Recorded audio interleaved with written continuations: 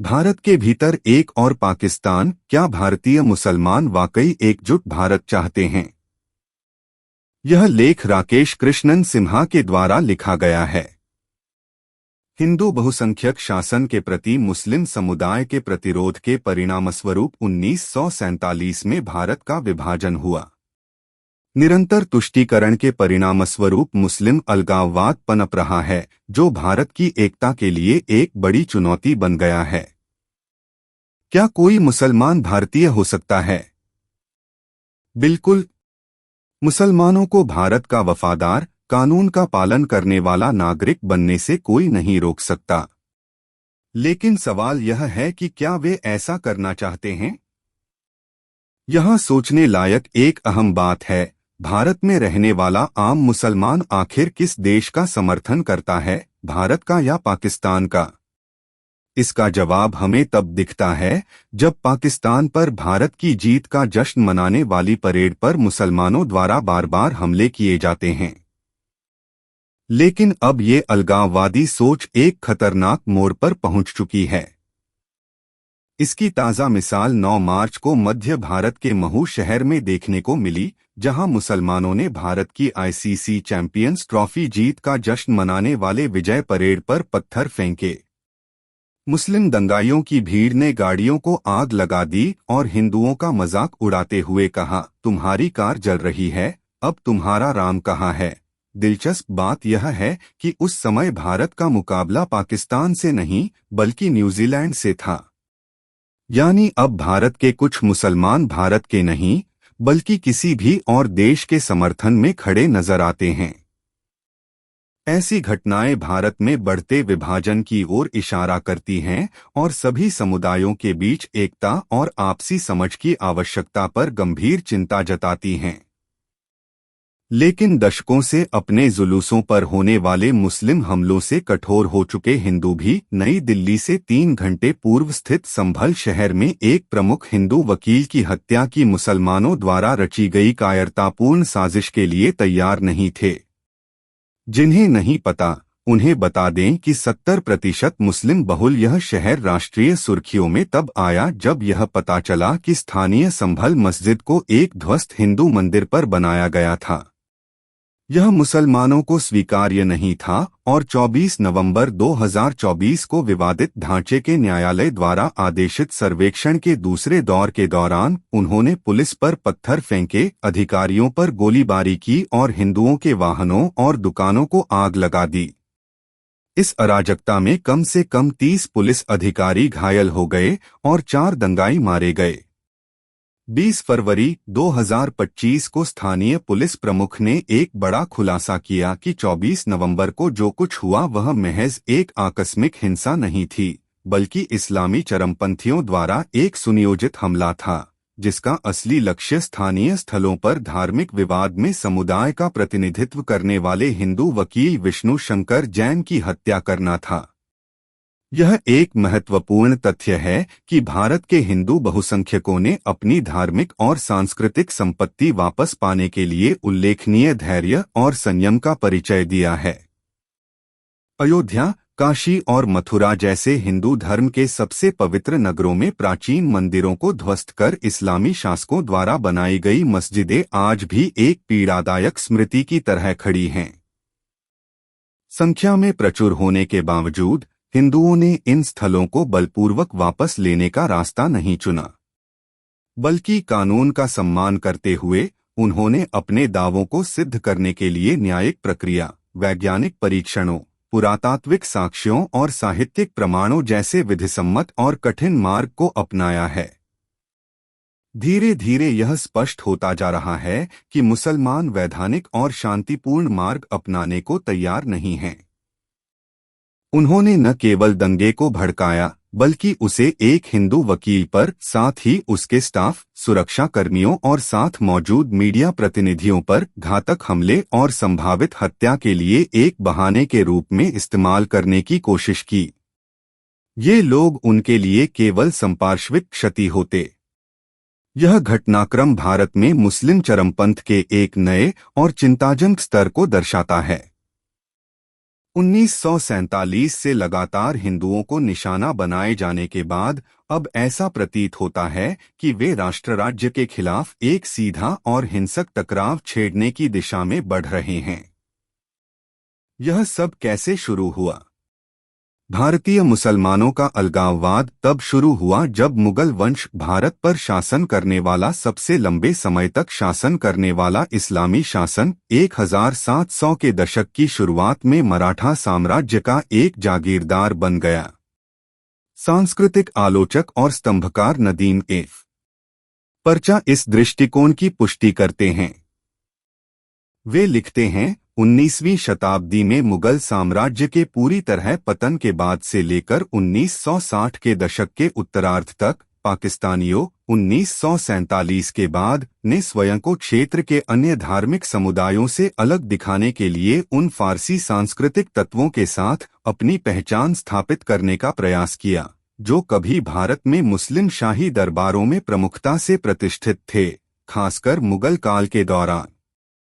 इस बात के पर्याप्त ऐतिहासिक प्रमाण मौजूद हैं कि मुगल बादशाहों ने मराठों, राजपूतों, जाटों, सिखों और अन्य हिंदू शक्तियों को भारत पर नियंत्रण स्थापित करने से रोकने के उद्देश्य से अंग्रेज आक्रमणकारियों के साथ सहयोग करना शुरू कर दिया था।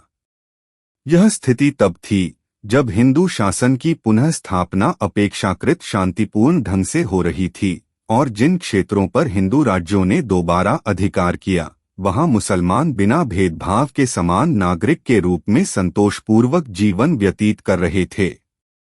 सरल सच्चाई यह है कि उपमहाद्वीप के मुसलमानों का एक बड़ा वर्ग अपनी ही जन्मभूमि से सांस्कृतिक रूप से कट गया है। अधिकांश भारतीय उपमहाद्वीपीय मुसलमान अपने गैर मुस्लिम सहनागरिकों की तुलना में अरब, तुर्की या फारसी संस्कृति के प्रति कहीं अधिक आकर्षण और आत्मीयता महसूस करते हैं। इनमें यह धारणा प्रबल है कि इन विदेशी इस्लामी संस्कृतियों को अपनाने से उन्हें व्यापक मुस्लिम जगत में पहचान, सम्मान और स्वीकार्यता प्राप्त होगी। पराचा के शब्दों में, भारतीय मुसलमानों ने उन अरब और विदेशी मुस्लिम संस्कृतियों को आत्मसात कर लिया है, जो स्वयं उन्हें अक्सर द्वितीय श्रेणी का मुसलमान मानते हैं। मुख्य बात यह है, एक सऊदी पहले स्वयं को सऊदी मानता है, एक जॉर्डनवासी अपने जॉर्डनियन होने पर गर्व करता है, इराकी अपने इस्लाम पूर्व बेबीलोनियाई अतीत से गौरव महसूस करता है और फारसी लोग जेरेक्सेस और साइरस जैसे अपने प्राचीन गैर मुस्लिम पूर्वजों का सम्मान करते हैं।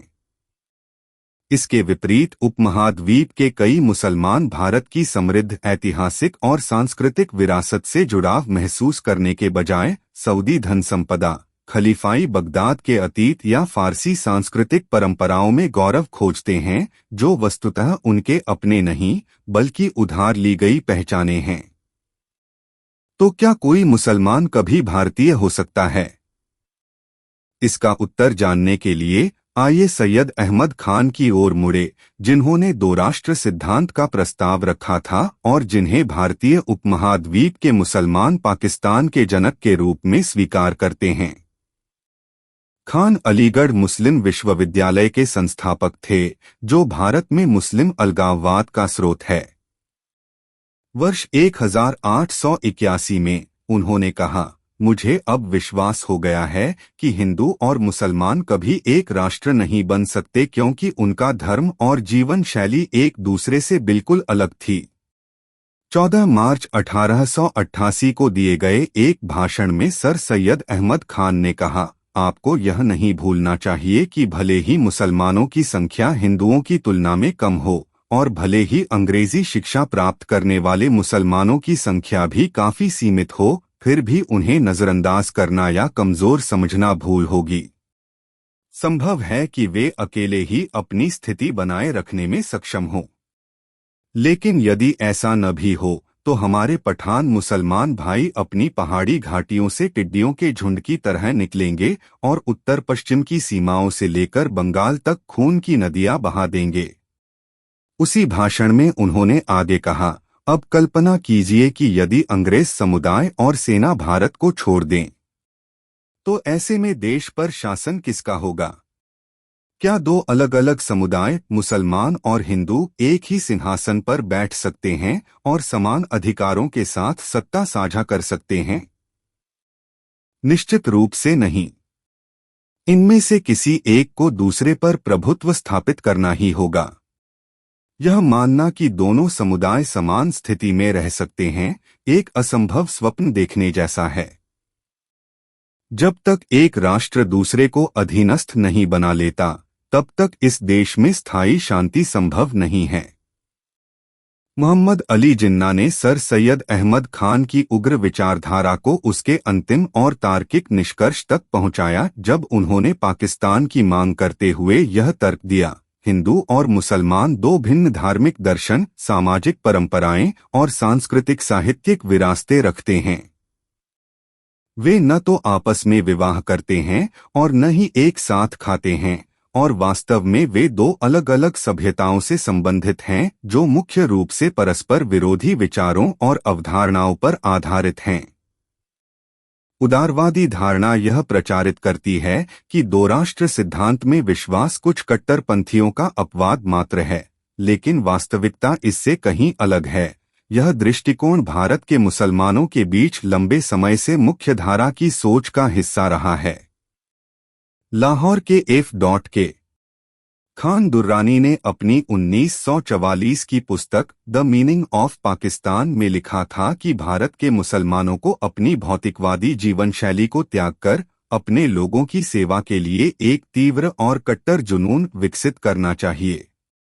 उन्होंने स्पष्ट रूप से कहा, इस्लाम और मुस्लिम राष्ट्र सबसे पहले आते हैं, बाकी सब कुछ उसके बाद। अब इस देश के हर एक मुसलमान का यही रवैया होना चाहिए। भारतीय उपमहाद्वीप के कई प्रमुख मुस्लिम नेताओं ने इस दृष्टिकोण को आत्मसात किया। मौलाना अबुल कलाम आजाद को ही लें, जो भारत के पहले शिक्षा मंत्री बने।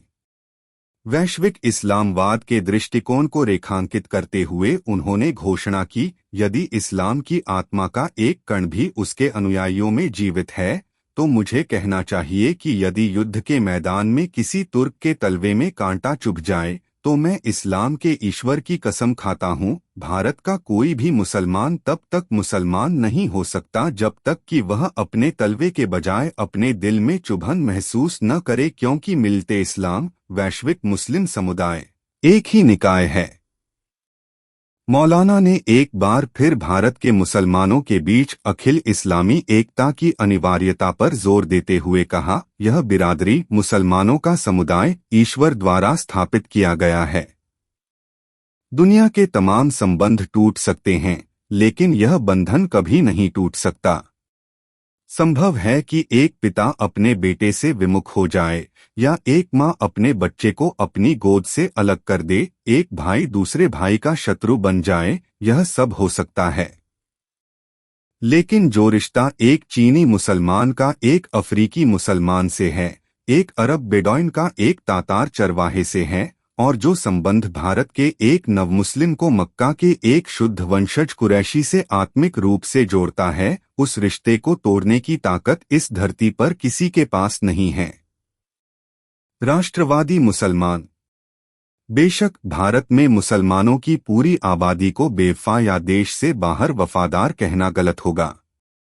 दिवंगत राष्ट्रपति एपीजे अब्दुल कलाम, राज्यपाल आरिफ मोहम्मद खान और पुरातत्वविद के मोहम्मद जैसे नेता ज्यादातर हिंदुओं से ज्यादा राष्ट्रवादी हैं। विभाजन संकट के दौरान भी, जब भारत में लगभग 90% मुसलमान मुस्लिम लीग के प्रभाव में थे और उन्होंने पाकिस्तान के लिए मतदान किया था, तब भी कुछ लोग भारत के प्रति वफादार बने रहे। उदाहरण के लिए महमूदाबाद के राजा, मुस्लिम लीग के सचिव और 1947 से पहले के दशक में जिन्ना के दाहिने हाथ रहे, ने कभी भी अपनी जन्मभूमि छोड़ने के बारे में नहीं सोचा था।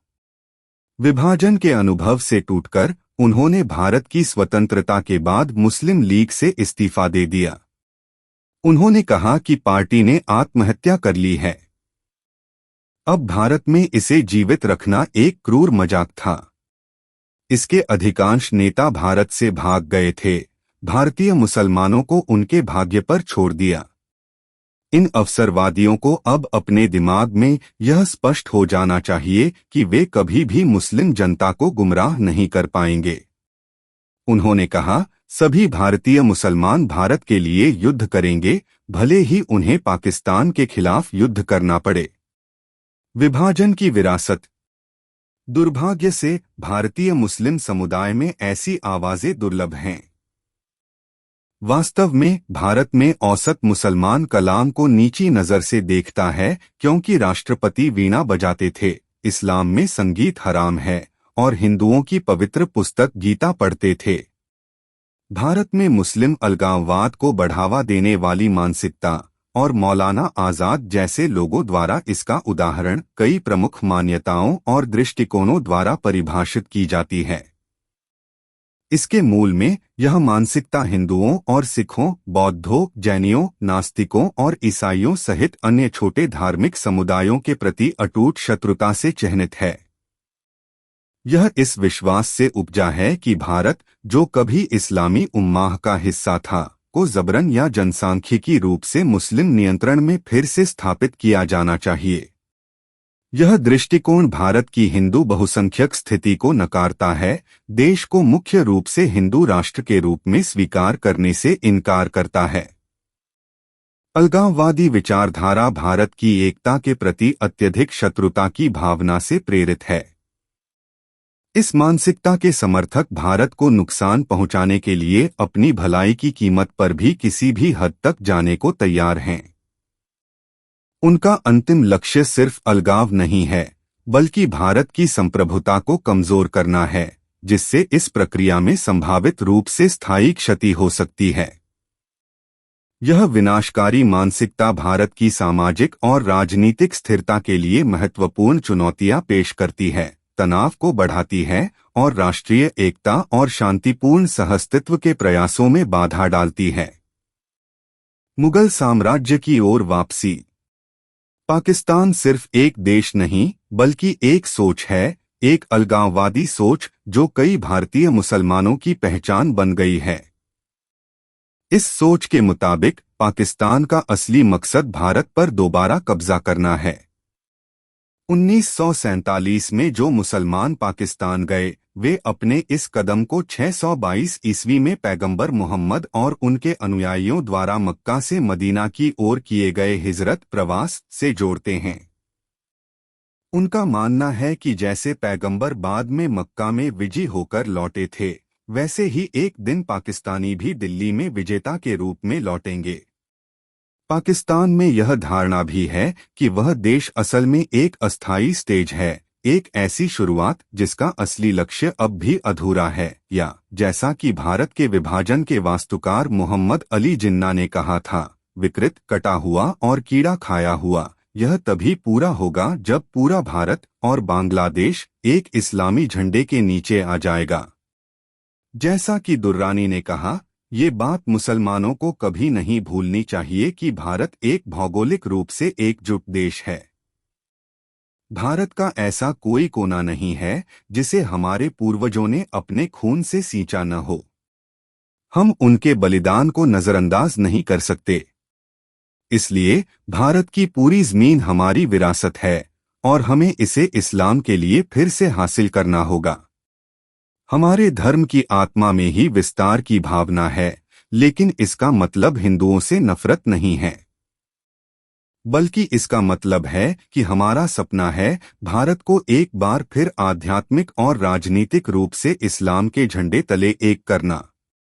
भारत को असली मुक्ति तभी मिलेगी। दुर्रानी पूरी तरह स्पष्ट थे कि भारत में पीछे रह जाने वाले 6 करोड़ मुसलमानों की क्या भूमिका होगी।